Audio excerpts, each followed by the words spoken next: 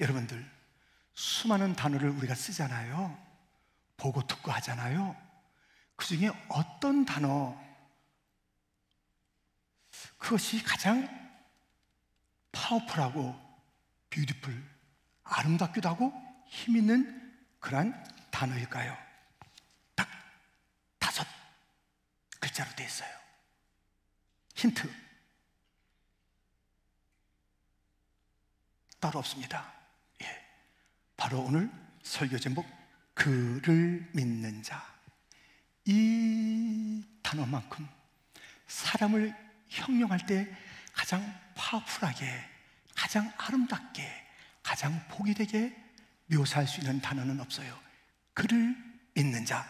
오늘 본문 6절, 성경에 기록되었으되 보라 내가 택한 보배로운 모퉁이 돌을 시온에 두노니 그를 믿는 자는, 그를 믿는 자는, 그가 누구? 예수님. 예수를 믿는 자는 이것만큼 아름다운 사람이 없어요. 이것만큼 힘있는 인간의 모습이 없다고요. 그를 믿는 자는, 도대체 그를 믿는 자가 어떠한 그 놀라운 복을 갖고 있기에 가장 아름답고 가장 파워풀한 사람에 대한 묘사일 수 있는가? 그 첫 번째는 부끄러움을 당하지 않기 때문입니다. 그를 믿는 자는 부끄러움을 당하지 않습니다. 지금 이 세상은 부끄러움의 세상, 수치의 문화가 가득 차 있어요. 뭔가 부끄러워, 내놓을 수가 없어, 감추고 싶어. 원래 인간은 그렇게 지음받지 않았잖아요. 당당하게 하나님과 더불어 교제하고 온 땅의 통치권을 가지면서 아주 멋진 아름다운 그런 그 주인공으로서 인생이 하나님의 형상이라는 이름으로 이 땅에 존재하게 되었건만, 왜요? 죄 때문에 부끄러워요, 가려요, 숨어요. 아이고. 이게 인생의 모습이 아니잖아요. 지금까지 그렇게 사는 거예요. 부끄러워하는 거예요. 수치스러워하는 거예요. 내놓지 못하는 거예요. 끙끙거리고 신음하는 거예요. 거기에 눌려 있는 거예요.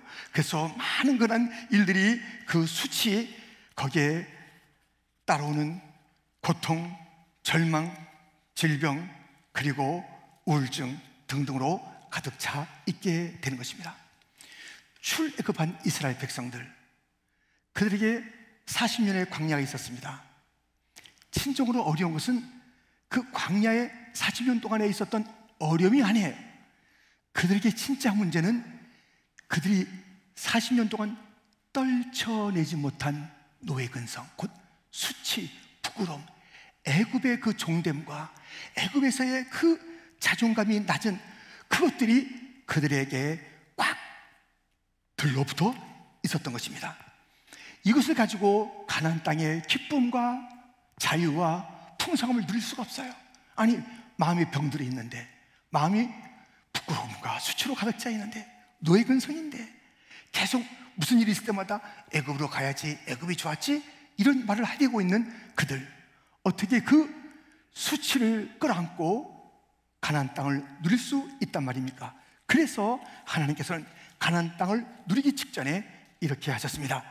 여호수아 5장 9절 말씀 같이 읽겠습니다. 함께 시작. 여호와께서 여호수아에게 이르시되 내가 오늘 애굽의 수치를 너희에게서 떠나게 하셨으므로 그곳 이름을 오늘까지 길갈이라 하느니라. 아멘. 길갈 굴러가다, 수치를 굴러가게. 어디의 수치? 애굽의 수치. 40년 동안 갖고 있었다니까요. 우리도 지금 뭔가 굴려보낼 게 있어요. 무엇을 끌어안고 있어요. 다른 게 문제가 아니에요. 그때 그 수치, 그때 그 상처, 그때 그 부끄러움이 나의 인생을 너무 떳떳하지 못하게 만들어 놓은 것이 있습니다. 그리고 우리가 기뻐해요? 그리고 우리가 어떤 노래를 불러요? 아니에요. 그 속에 그 내면에 엉클어져 있는 부끄러움이 있다는 것입니다. 그래서 주님께서는 굴러가게, 길갈되게 하시는 거예요. 이 수치를, 부끄러움을. 그런데 이 부끄러움이 어떻게 해결되는가? 예수를 믿을 때, 그를 믿을 때에 6절 말씀 보니까 성경에 기록되었으되 보라 내가 택한 보배로운 모퉁이 돌을 시온에 두노니 그를 믿는 자는 부끄러움을 당하지 아니하리라 하였으니, 인생 최대의 문제, 아담이 가장 맞닥뜨렸던 그 문제, 수치의 문제, 숨었던 그 문제 어떻게 해요? 그를 믿는 자는 부끄러움을, 수치를 당하지 아니하나니. 인생의 최초의 문제요, 최대의 문제인 이 부끄러움, 이 문제가 해결된다라는 것입니다. 여러분, 그런데요, 마귀는 가만히 있지 않아요. 우리가 조금만 실수하고 뭔가 잘못하면 득달같이 나타나서, 그렇게 살면 되겠어? 네 직분이 뭔데? 너 예수 믿었다 한 지가 언젠데 이렇게 수치스러운 일을 했구나 하면서 우리로 하여금 수치로 가득 차게, 부끄러움에 주저앉게 만드는 것이 마귀의 일인 것입니다. 이 땅에서 우리로 하여금 수치에, 그래서 뭔가 자신만만하지 못하게 만드는 그 일을 할 뿐만 아니라 할 수 있으면 지옥에까지 끌고 가서 거기서 수치스럽게 만드는 거예요. 네가 믿었다고 하는데 여기 왔지? 얼마나 부끄러운가? 하면서 수치 당하게 만들려는 마귀의 계계. 그러나 우리는 이 말씀을 들어야 돼요.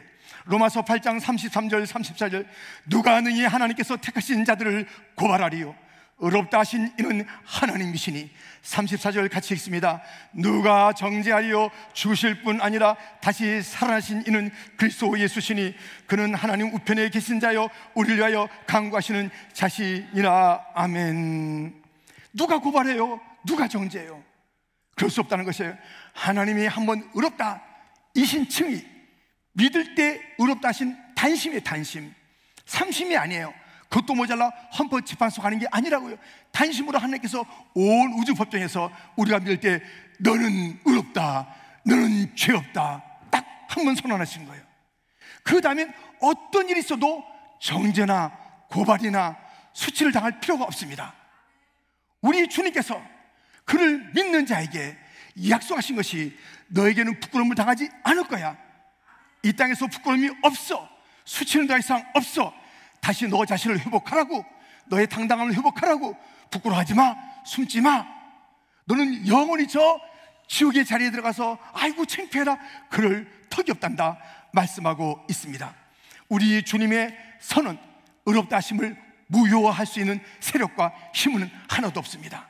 내 자신이 어떠한 죄를 짓든지 우리 주님께서는 그를 믿는 자는 부끄럽지 않게 만들어 주시기 때문에 우리를 주님께서는 다시 용서해 주시고 긍휼을 베푸시고 자비를 베풀어 주시고 일으켜 주시고 우리를 죄에서 깨끗하게 해 주시는 것이에요. 그 일로 말미암아 부끄러워하지 않도록, 조금 더 정죄가 들어오지 않도록 우리 주님은 내가 내 아들 예수를 믿는 자는 부끄럽지 않게 해줄 거야 약속하신 그 주님은 그 약속대로 우리를 부끄럽지 않게 해 주십니다. 왜 부끄러운 일을, 내가 수치당한 일을 했는데 부끄러워해야 하는 것 아닌가요? 아니다. 내 아들의 피가 너의 부끄러움을 다 씻었다, 주님을 말씀하고 있습니다. 우리 주님이요, 만약에 우리가 예수님을 믿잖아요. 그를 믿는 자는 예수를 믿잖아요. 구원자로 믿잖아요. 왕으로 믿잖아요. 우리의 소망으로 믿잖아요. 우리의 능력으로 믿잖아요. 우리의 피난처로 믿잖아요. 우리 주님을, 그분은 진리라고 믿잖아요. 생명이라고 믿잖아요. 우리의 길이라고 믿잖아요. 그렇게 믿음을 가지고 그를 믿는 자를 우리 주님께서는 책임지시는 거예요. 부끄럽지 않도록, 영광스럽도록 우리를 만들어 주시는 거예요. 만약에 그래서 우리가 부끄러움을 당해요, 지옥에 가 있어요, 그러면 조롱하겠죠. 야, 예수 믿는 자가 저 지옥에 아주 뜨뜻한 데 와 있네, 아주 저렇게 수치스러운 자리에 있네. 여러분, 그것은요 우리 주님께서 조롱받는 거예요. 야, 이 사람을 보시오. 당신을 믿는 한 자가 여기에 와 있어. 당신은 뭐요? 당신이 그를 믿는 자는 하면서 많은 약속인데 이 현실을 보시오. 주님은 그 조롱 안 받아요. 그렇기 때문에 우리를 반드시 회복시켜 주십니다. 우리를 반드시 보호해 주십니다. 다시 씻어 주십니다. 다시 깨끗하게 하십니다. 다시 십자가 앞에 나오기만 하면 우리는 정결해지는 거예요. 우리는 주눅들 필요가 없는 거예요. 우리를 부끄럽게 하지 않으시는 주님의 그 약속이 우리의 삶 가운데 앞으로도 계속될 것이고 영원히 계속될 것이니 부끄러움에 신음하지 마세요. 수치에 아파하지 마세요. 찬양하세요. 감사하세요. 주님을 송축하세요. 믿는 자는 부끄러움을 당하지 않지만 믿지 않는 자는 이렇게 됩니다. 7절 8절 말씀을 함께 크게 읽어주세요. 시작.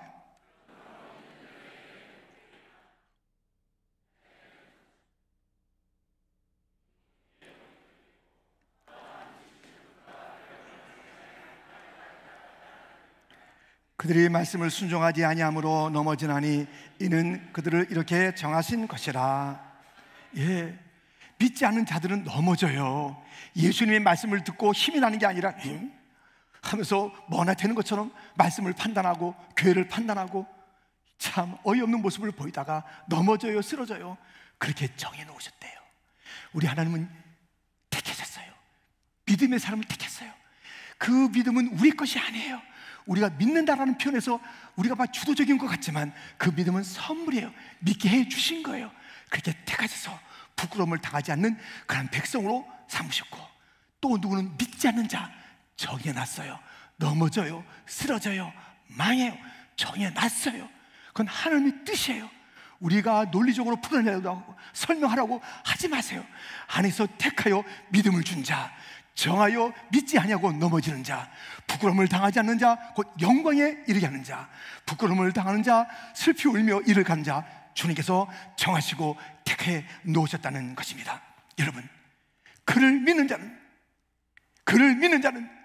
우리 주님께서 부끄러움을 당하지 않게, 수치를 당하지 않게 해 주시겠다 약속했습니다. 두 번째로, 그를 믿는 자에게 또한 어떤 일이 있느냐면 나를 알게 되는 거예요. 세상에서 수치 안 당해요. 조롱 안 당해요. 그런데 그를 믿는 자는 나를 알게 되는 놀라운 일이 일어나게 됩니다.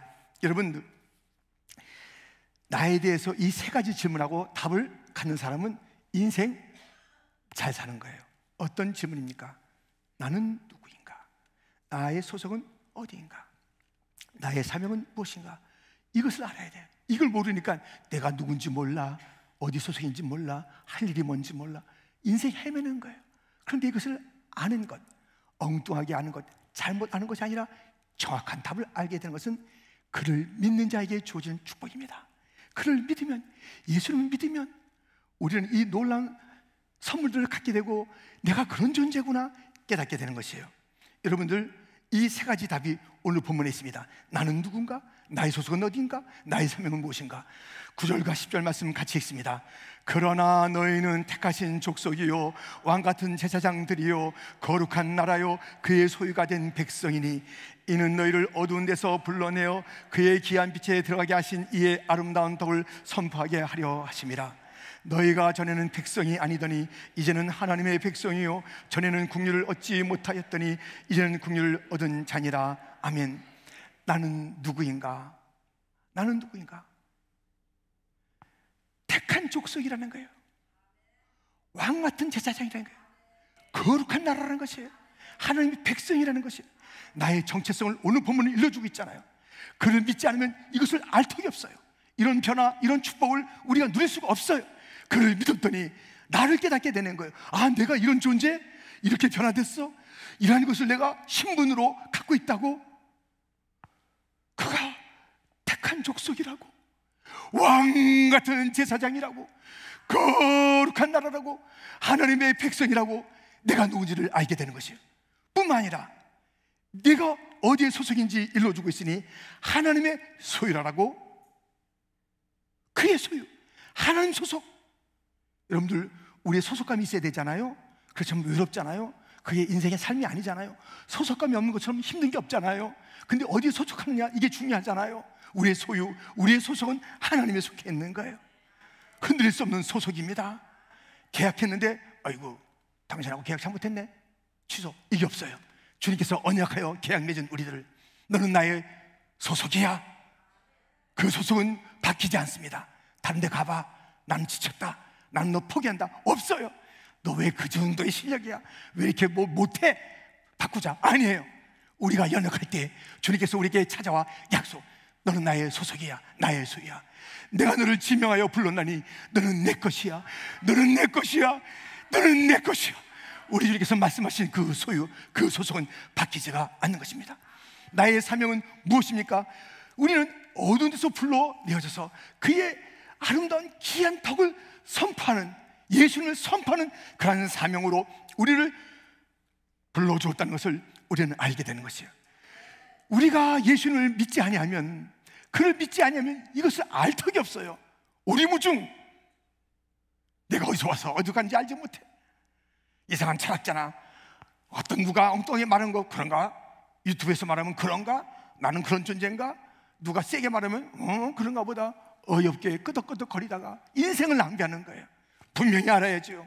그것은 내가 예수님을 믿을 때, 예수님을 창조주로 믿을 때, 예수님을 구속자로 믿을 때, 예수님이 나의 길이라고 믿을 때 우리 주님께서 우리에게 일러준 그 놀라운 내 자신에 대한 이야기.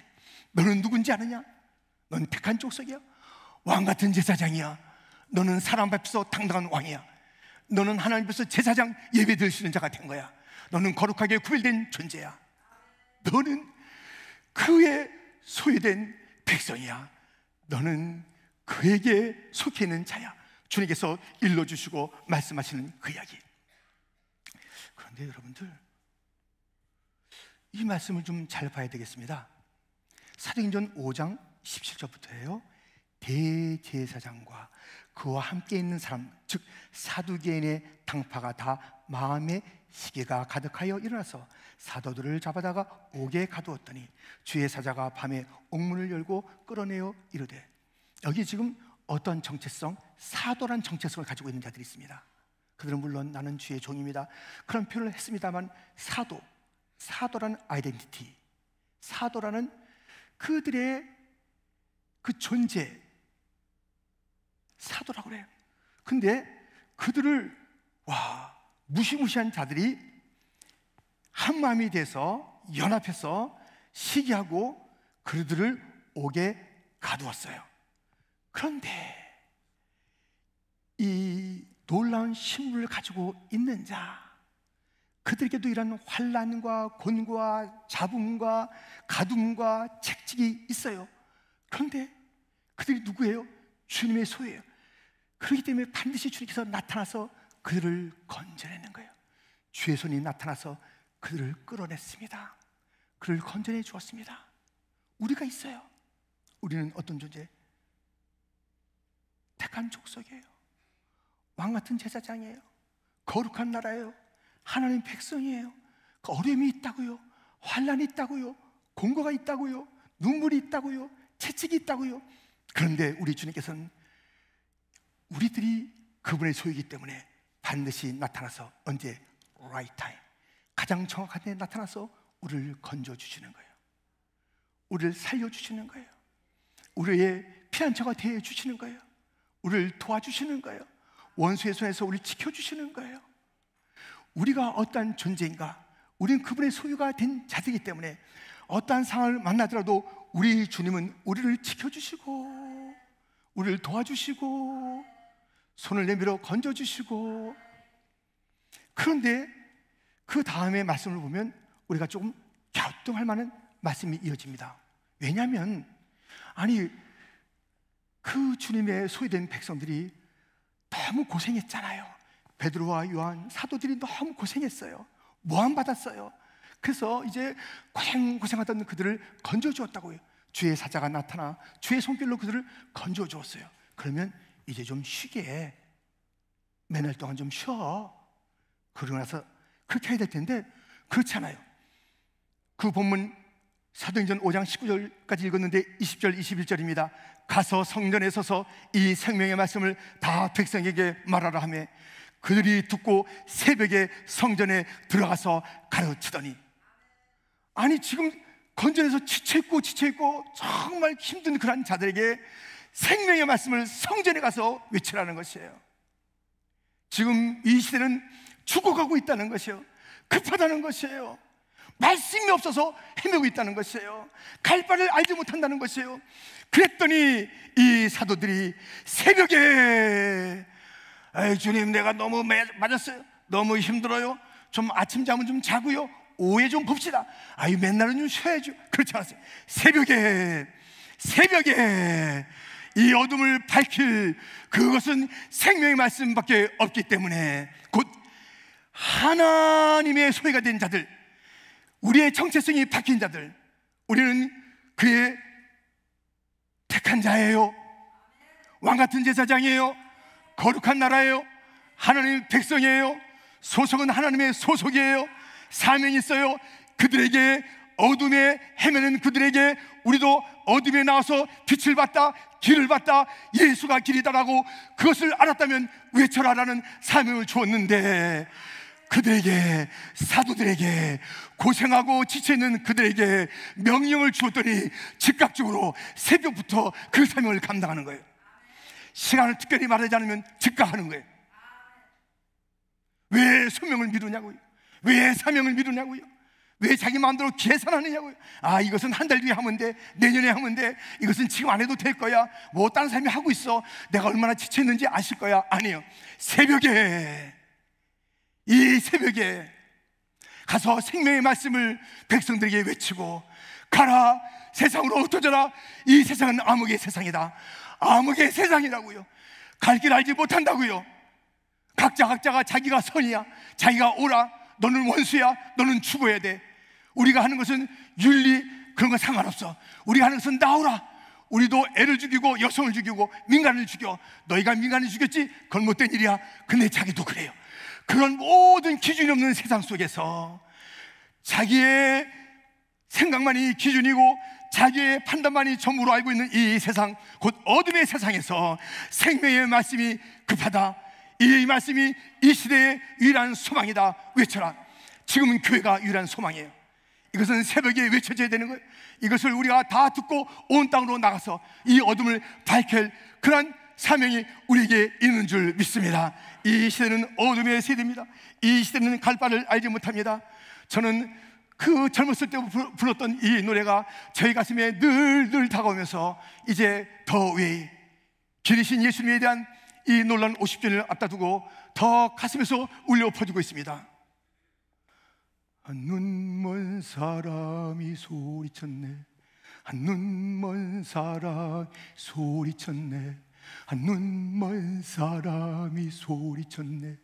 한눈 먼 사람이 소리쳤네. 어디가 길이냐, 어디가 길이냐. 나는 길을 다녀봤다. 한국에서 다녀봤다. 나는 수없는 길을 다녀봤다. 멋진 길, 꽃길 다녀봤다. 출세의 길 달려봤다.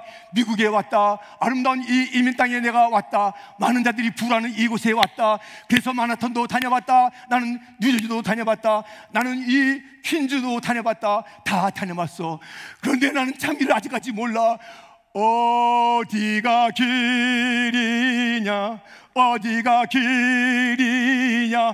말해다오, 말해다오. 당신은 길을 알고 있습니까? 말해다오, 말해다오. 어디가 길인지, 어디가 길인지 말해다오. 어디가 길인지 말해다오.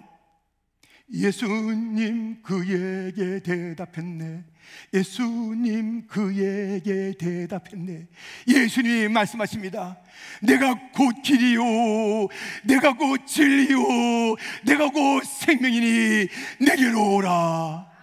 내가 곧 길이니, 내가 곧 길이니.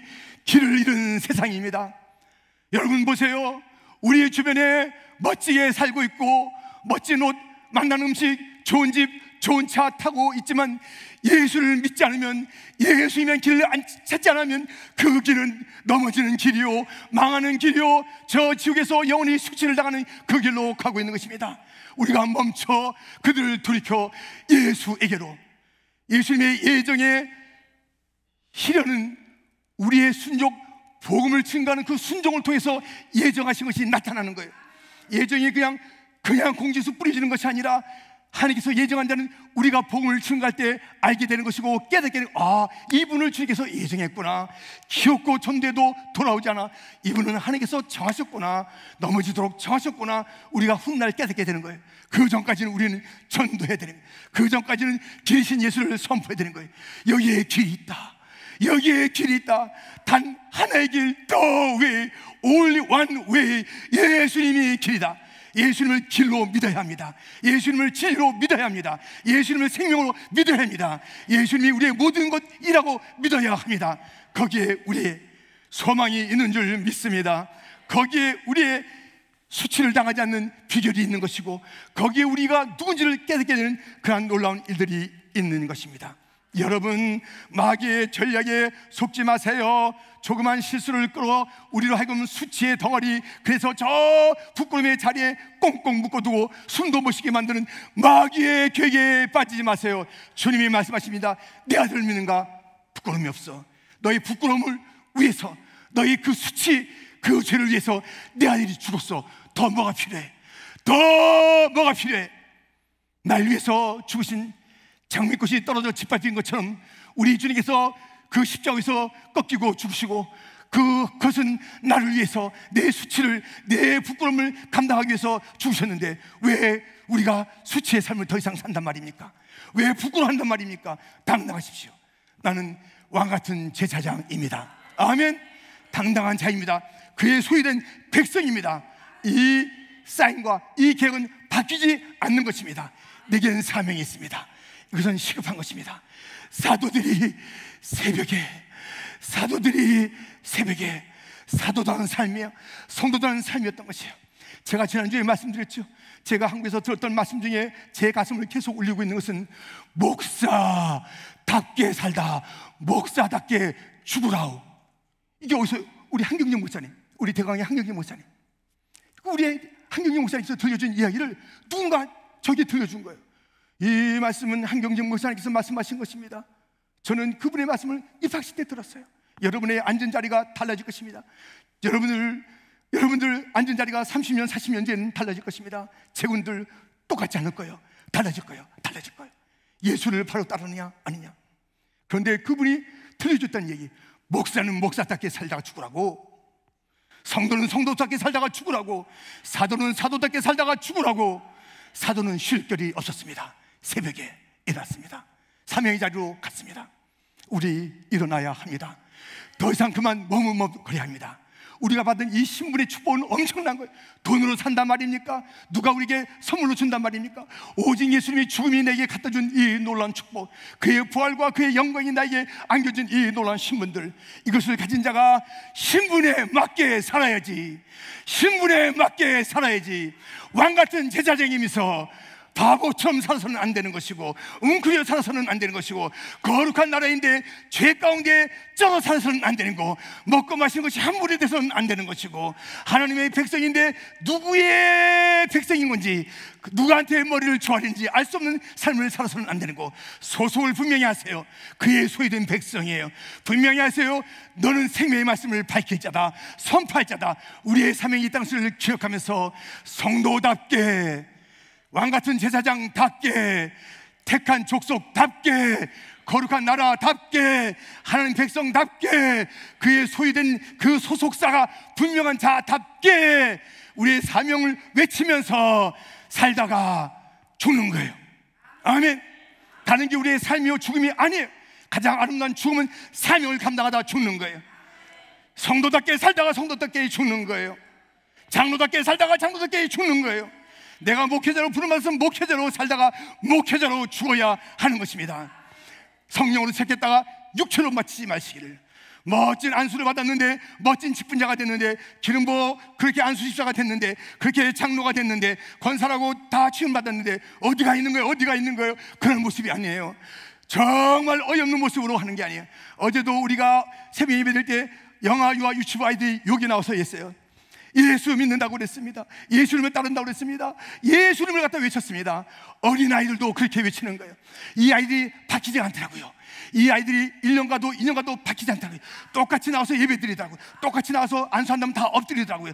똑같이 주님의 길을 가더라고요. 아이들도 바뀌지 않아. 아이들도 바뀌지 않은 거예요. 그런데 우리가 성인이 돼서 그들에게 본을 보여야 될 우리들이 수시로 바뀌는 거예요. 누군지 알 수 없게 만드는 거예요. 누구 소속인지 알 수 없게 만드는 거예요. 누구의 백성인지 알 수 없게 만드는 거예요. 사명이 있는 것인지 없는 것인지 알 수 없게 만드는 것이에요. 그래서 다음 세대에게 헷갈리게 만드는 거예요. 우리 아빠는 뭐지? 그냥 목사님 욕만 해. 우리 아빠는 그냥 장로님 탓만 해. 우리 엄마는 그냥 교회 욕만 해. 뭡니까? 부족하지요. 뭡니까? 그러나 우리가 스스로 수치를 안겨주라고 존재하는 존재들이 아니에요. 너 수치스럽지, 이렇게 우리가 지적하라고 우리에게 주어진 거 아니에요. 다 우리는 부족하지요. 그러나 예수님의 십자가가 우리를 수치스럽지 않게 만들어 주었으니 우리는 당당하게 살아가는 거예요. 우리는 약하나 우리 주님은 강한 거예요. 우리는 죄를 지었으나 우리 주님은 용서한 것이에요. 그 용서받은 자로서 우리는 당당하게 이제 우리의 신분을 다시 찾아서 살아가는 것입니다. 우리의 후배들이 볼 때, 다음 세대가 볼 때, 이 시대가 볼 때 저 교회는 예수의 길로만 간다, 저들은 그를 믿는 자다, 이 단어만큼 나에게 위대한 것은 없어요. 그를 믿는 자. 맞습니까? 그를 믿는 자 맞으십니까? 그만을 믿으시겠습니까? 그분은 예수십니다. 나를 지명하여 불러 너는 내 것이라고 내 소치라고 말씀하신 예수님이십니다. 하나님 아버지 감사합니다.